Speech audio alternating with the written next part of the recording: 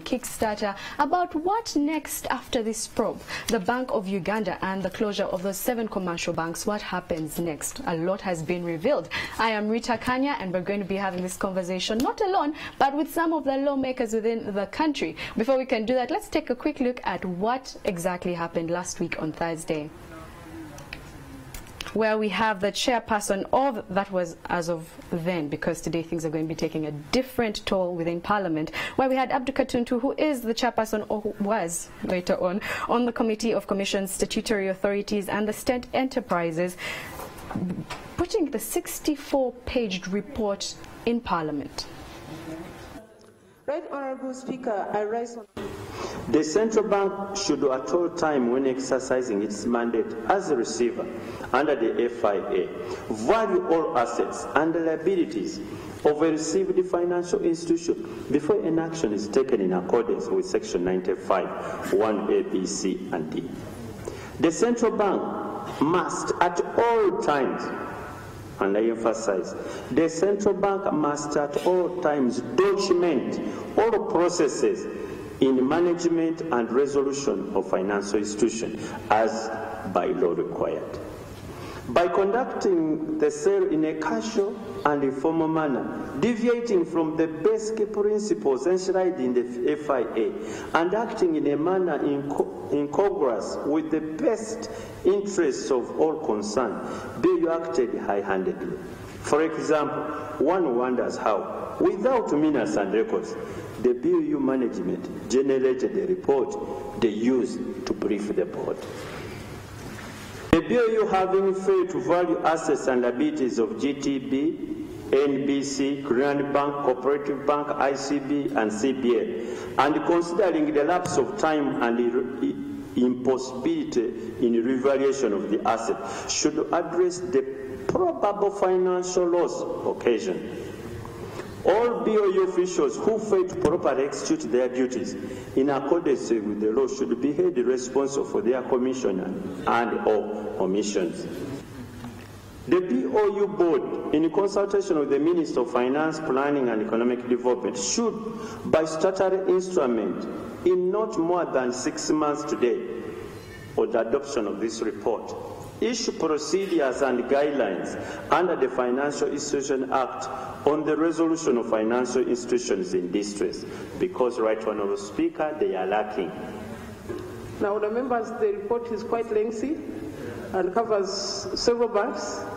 There are policy issues to consider, so I would want the members to read, and we'll debate on Tuesday.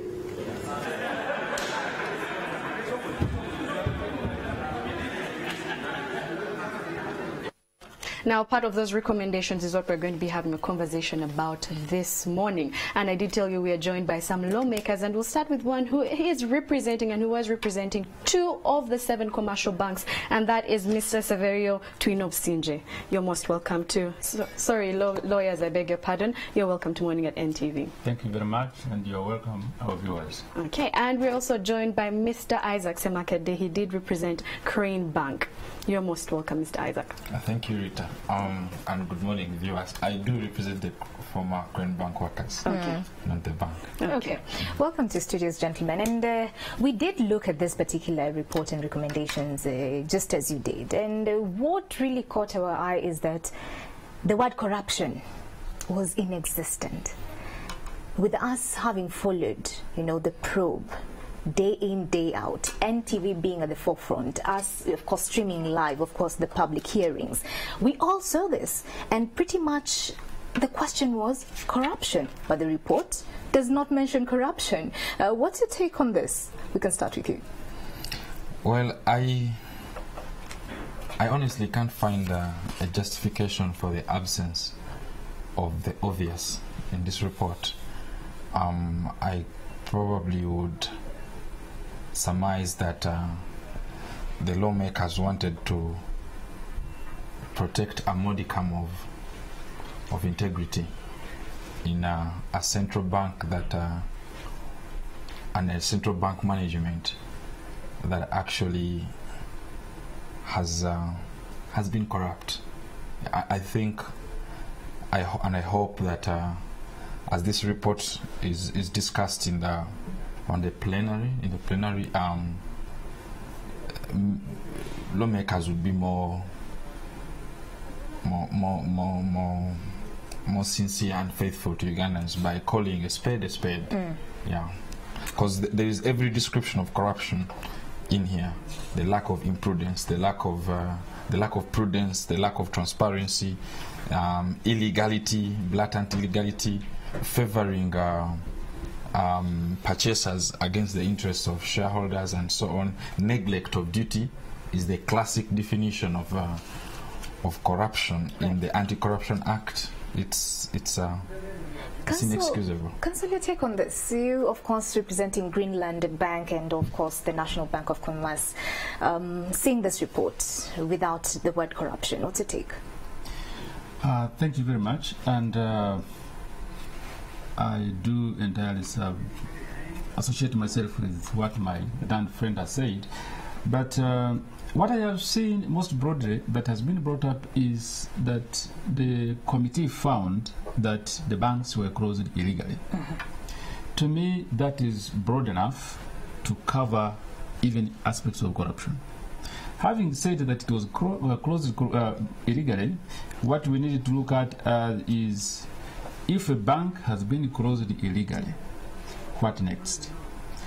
What is the essence of the action that has been done illegally in the closure of the bank? So my colleague will agree that if a bank has been closed illegally, it can be taken that it was not closed.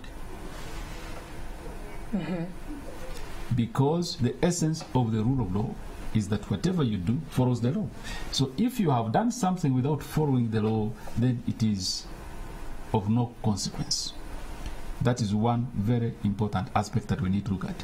Then secondly, the committee also found that those who acted illegally must be held culpable. This is consistent with the current jurisprudence that we have today. If the officers of the central bank, as they did, went out of their way and did something that was illegal, then they can be personally held culpable. So for you to hold them culpable, then you need to look at various aspects of the law. You look at the Anti-Corruption Act, you look at the Penal Code, for instance, the Leadership Code. For instance, the manner in which, for instance, National Bank of Commerce was closed was armed robbery. Let me put it that way. They came in, put everything down, put everyone out, ordered them out of the bank, and carried the money, and nobody could explain why they were doing it. So they sold it on the same day. And so when they say, when the committee found that these banks were closed illegally, to me that is broad enough. The detail is the devil is in the detail. The devil. Yes, the devil is in the detail, right, as to how we are going to interrogate this illegal closure. But how then do you explain that a takeover and also the sale of a bank happening on the same day? How do you explain that? Do we then go back to the intentions of the perpetrators of the same, and could that also link to the details, like you're saying, of investigations, and to look as to whether there are underlying tendencies of corruption? The committee has recommended that Uganda Police takes over certain aspects of the investigation, because I think I do appreciate the environment in which they operated. I do not think they had sufficient time to even go into naming who did what. Because certainly when you look at the officers who were at play, you see a few people. You see the Deputy Governor, Dr. Ruiz Kasekende, you see Ben Sekabila, you see Katimbo, you see Yiga, you see Justin Bajenda, who has now become the face of that scandal. Yes. So, but you see, they couldn't have been acting alone. They must have acted with some layers of some people below them. I do not think that the committee had sufficient time to get everybody on board. So that is why I've said other government agencies now take over. So what is going to happen is that the process, what has been opened is a Pandora box. Okay. I really sympathize with these officers, because you cannot claim that under the Bank of Uganda Act that you can claim protection under what we call vicarious liability. you cannot claim vicarious liability if it is proved that you did not act in good faith, because vicarious liability is available to you only and only if you act in good faith. Good faith is a question of fact. All right. Now, when you look at all that has been said and done, then you question the existence of good faith. I think as it is now, you do not find it. Therefore, they wouldn't benefit from this provision of the law. Look, for instance, Greenland Bank. Greenland Bank was closed here in Uganda in a manner that the directors were able to put their case before the committee, but they continued, they went to Tanzania and closed Greenland Bank Tanzania in Dar es Salaam. A company totally different, incorporated under the laws of Tanzania, an independent bank that had nothing to do with what was happening in Uganda. Right. They also went to Zanzibar. They closed Greenland Bank in Zanzibar. Remember, this is a different country operating a different jurisdiction of the laws, and those companies were incorporated completely independent of what was happening in Uganda. They went to Mombasa. They found a maize flour company. They also closed it. Here they came and they closed Greenland Investments. Greenland Investments was a totally different company from Greenland Bank. And so how do you explain all this? So right. You can see that they have, in my view, my own honest analysis of this report is that it is broad enough to cover the detail that we are looking for. So if we're talking about all of this and we have discovered and we have all watched it, we have maybe read it in the newspapers, yes. Now the report is out. When we talk about what's going to happen next, within the Constitution of Uganda at this point in time, in the Constitution we talk about how the Crane Bank, the central bank had a few things that guide it. One of them being that is in Article 161. It talks about performing its functions as the Bank of Uganda. Yes, it shall conform to the Constitution, but shall not be subject to the direction or the control of any person or the authorities. So what happens next? Are we saying it's independent? You see, the independence of the independence of the central bank, as provided for under Article 162 of the Constitution, must be read together with Article 2 of the Constitution, which says that the supreme law of the land in Uganda is the Constitution. It binds everyone, and then it provides for other provisions. So that provision cannot be read in isolation of other provisions of the Constitution and the law, and it must conform to the law. So did they follow the Financial Institutions Act? The answer is no. From the first section up to the last. They came and closed, for instance, National Bank of Commerce. Within 6 hours, they had advertised it, they had sold it, it had been taken over, they had started the liquidation process. The closure and liquidation of a bank is a process that takes years. Right. It is not an event. It is not an event. So if they took it, what is the inventory? What did they take over? Look, like the case of National Bank of Commerce, for all intents and purposes, it was not undercapitalized. It was a health bank. At the time they closed it, it had an excess of billions of money. And those billions of money are still in the Bank of Uganda. Right. Even after illegally closing it, they purported to offset the liabilities. The depositors who had their money in the bank, they were paid, and still money remained. In billions, not small money. They had imposed an illegal penalty of 2 million per day. An illegal penalty, which is not even provided by any law. They imposed it. Still, the bank was sound. They went and they imposed it. They said, you know, this bank is insolvent. You need to raise 7 billion within 7 days. The shareholders of National Bank of Commerce raised, instead of 7 days, they raised 7 billion in 4 days. They said, okay, you need 7 billion. Okay, here it is in 4 days. After 3 days, they came back and they said, no. You are still short of 300 million.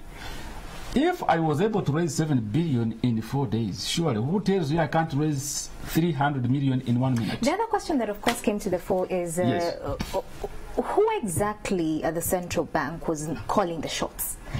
Was it the board itself? Was it a singular person who was doing this? Of course, the process of decision making was also questioned during the probe. And I'll bring you in on this one. What do you make of all that? Of course, the inconsistencies with regards to the decision making. Because if at all we're saying that the Financial Institutions Act was actually flaunted to its core from 1993 all the way to 2016, all the 7 banks were closed illegally. Who then was making decisions at BOU? Well, I think that's a very spot-on question. For a long time, there has been little or no scrutiny on decision-making in the central bank. What this report should be praised for is for confirming the view that in answer to the question, who is the central bank, we now know it's been a few individuals who are even not the central bank. According to the Constitution, the definition of a central bank is the board. When we say the central bank, we mean the governor, the deputy governor, and the other board members who have been entrusted with this responsibility on behalf of the sovereign authority, of Ugandans. Unfortunately, for instance, at page 34 of this report, it is noted that the board of directors of Bank of Uganda has literally divested itself of all its constitutional and statutory obligations. So we have board members who are and have always been in slumber. They have never done any of the duties required of them. They have not passed regulations. So, even the staff of the bank don't have guidelines. They don't have procedures. They don't have regulations for every minute detail. And they must have. Yeah. You find an authority like Capital Markets Authority, NEMA, Uganda Wildlife Authority. They have more regulations on their books than the Bank of Uganda. These are recent creations. Bank of Uganda has been in place since 1969, and it has only a handful of regulations. So that means that the decision-making realm is like, empty. It's a void, and everything moves to the governor. When he's sick and he's away, the directors act like they want to, and this creates a problem for the stakeholders, because without regulations you can't hold these people accountable. Right. Yeah, you're left with only one standard in the Financial Institutions Act called prudence, reasonableness. But even if you ran to a court of law, and in fact this is a big indictment for the judiciary as well, because some bankers like National Bank of Commerce, Crane Bank, many people ran to the courts of law, and the courts did not speak with the clarity that the committee has spoken with, So who is the central bank is a very big question, and I think now we should really interrogate what it means. Yes, I do agree with the submissions of my learned friend. The question that has come out is really, what is the central bank as we have it? It is something that now opens the eyes, because I think it was given independent autonomy, and what has come out is total abuse. For instance, the power of the governor is not supposed to be delegated. The governor cannot delegate a function. It is a constitutional function. For him to be able to delegate it, there are processes that must follow. But you find, like, the agreement that was signed on the takeover of National Bank of Commerce was signed, an agreement signed by Justin Bagenda alone, purporting to sign for the governor. So if you come back to this question, how did that happen? You cannot explain. On the day the National Bank of Commerce was taken over, the deputy governor was not in the country. Right. He signed the contract when he was in North Africa, in the plane.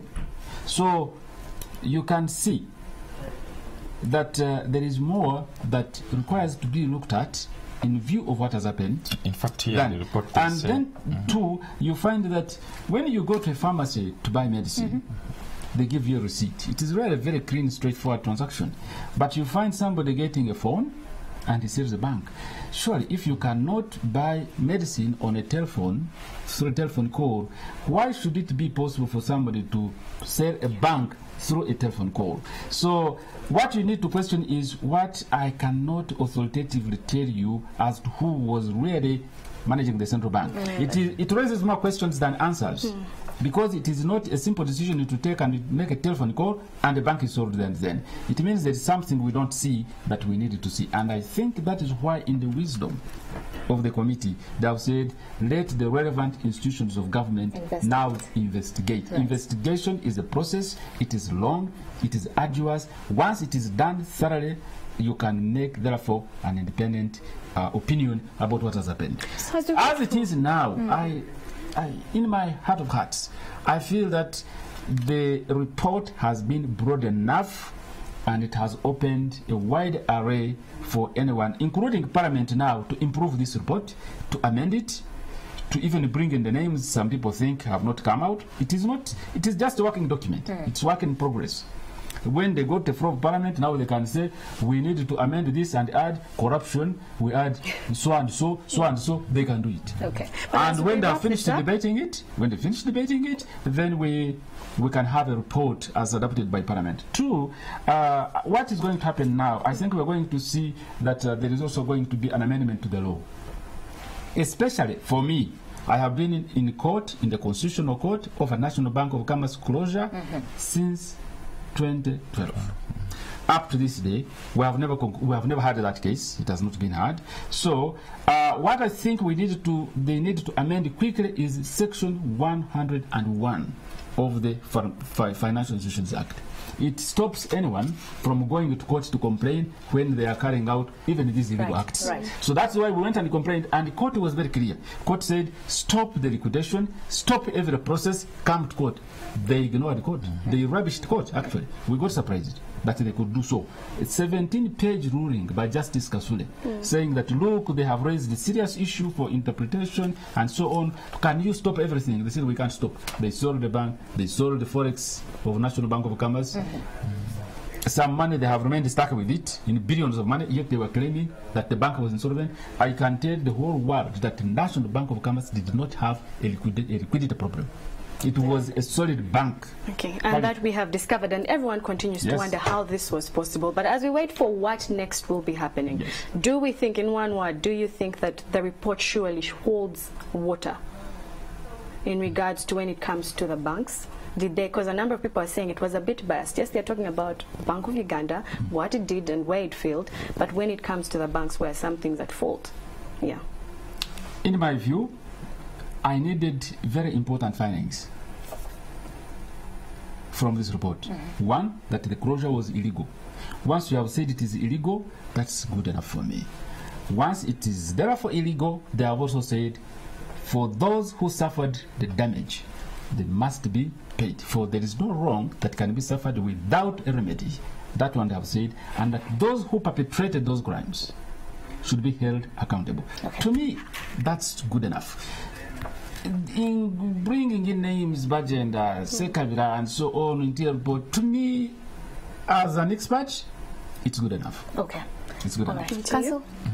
Well, the report is at least clear that there was breach of a fiduciary duty owed to the shareholders, specifically of Crane Bank, because that's where we see a classic case of shareholders who were treated shabbily. I think the report gave sufficient space to the several harms done to the shareholders of Crane Bank, and we await to see what next, because the shareholders of Crane Bank already have a case, I believe, in the commercial court. Speaking of shareholders, and also, of course, as we come to a close, you have been at the forefront of fighting for, the rights and for the employees of the defunct bank, Crane Bank, to, get justice. Most of them actually laid off. With this particular report coming to the fore, is it a sigh of relief for you? Do you think now you will be able to actually, push through with this particular kind of court case against the closure of the bank? and also the laying off of the employees? Well, in that regard, the report is a catastrophic failure. They failed to give us a hearing. Workers had petitioned to make an input in this process, but it appears that parliamentary justice is for the rich and powerful. It is not for the poor and powerless like workers. Right. The report had a very narrow definition of who is a stockholder. People whose livelihoods vanished. But will this help somewhat? Yeah, somewhat. Some Okay. evidential documents have come out, like board resolutions. Right. And the P&A agreement they talk about is now in the public domain. We have a clear picture of neglect of duty on the part of the settlement manager, who failed to protect many liabilities, including the workers' claims and so on. But it could, honestly, it could have been a better job. Okay, better job. Okay, it's still a document that is work in progress, like Council did say. And thank you so much for coming in studios. We hope that something, is done. And as NTV will follow through with this particular probe and see. Of course, the probe is over, but now it's pretty much polishing the document and seeing the investigations. Now, that is what every Ugandan is looking out for. That has been H4 Kickstarter. Thank you so much, gentlemen, for coming in studios. We will have this conversation yet again. Remember, your views are always honored here on the show. The hashtag is Morning at NTV across all the social media platforms. What do you think about the report that was actually presented last week on Thursday with regards to this probe that did happen for quite a number of months? And your views will be sampled right here before we come to a close. Don't go too far. Morning at NTV still continues.